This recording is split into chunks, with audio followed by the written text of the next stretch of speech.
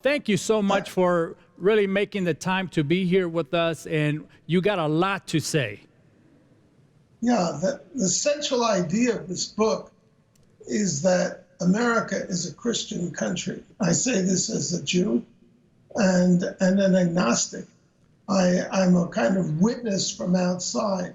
98% of the people who settled this continent and created America were Protestant Christians. Every freedom that we cherish, every principle that we hold dear, originated as an idea of Christian who were Protestants. The Protestant Reformation is the creator, really, of America.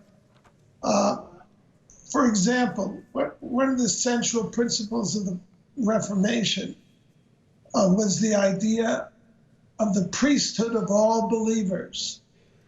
Before the Reformation, you could only get to heaven if you went through the Catholic Church and its priesthood as the true church. Wow. And then there were established churches, as in England, the Anglican Church, which persecuted Protestant denominations that weren't Anglican.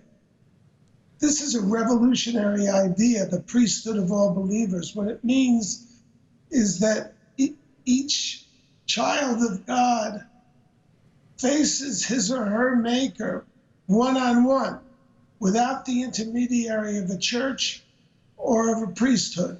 This is a radical idea. The priesthood of all believers makes everybody equal and includes, for example, black slaves. And that's how America, led by Christians, freed the slaves and abolished slavery. Wow. Americans should not be ashamed of their slave past. We inherited slavery from the British, and of course, slavery was a normal institution for 3,000 years. But when America was created, Jefferson put into the birth certificate, all men are created equal, because that's the priesthood of all believers right there, and had a right, an inalienable right to life, liberty, and the pursuit of happiness. And I, as an agnostic, ex-leftist, when I looked at because we as leftists, we wanted inalienable rights to life, liberty, and the pursuit of happiness. But inalienable means they can't be taken away. If government gives you the rights, government can take them away. So the only way you can have an inalienable right to life, liberty, and the pursuit of happiness is if there's a God. Of course, that was an obvious idea, but a difficult one for an agnostic to embrace. And the conclusion I came to is that you have to have respect for the belief in God, and most importantly, for those who believe in God. If you want your freedoms, that's the basis of all of our freedoms. And it's the reason that the religious liberty or the freedom of conscience is the First Amendment, the most important freedom we have. Because if you can't have freedom of conscience and you can't articulate and express those views, you can't defend any of your freedom. Absolutely.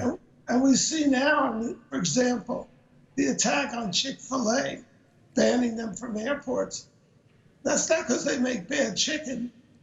That's because their charitable arms funds an organization that promotes Christian ideas. And we saw Vice President Mike Pence, who was probably the most decent man in politics, attacked by a vindictive bigot named Pete Buttigieg, who's number 3 in line for the Democratic nomination. Pence, was a true Christian when he was governor, and Buttigieg came out as revealed that he was gay. Pence reached out to him and praised him as the mayor of South Bend, which was a real political exaggeration. since South Bend, Indiana is a mess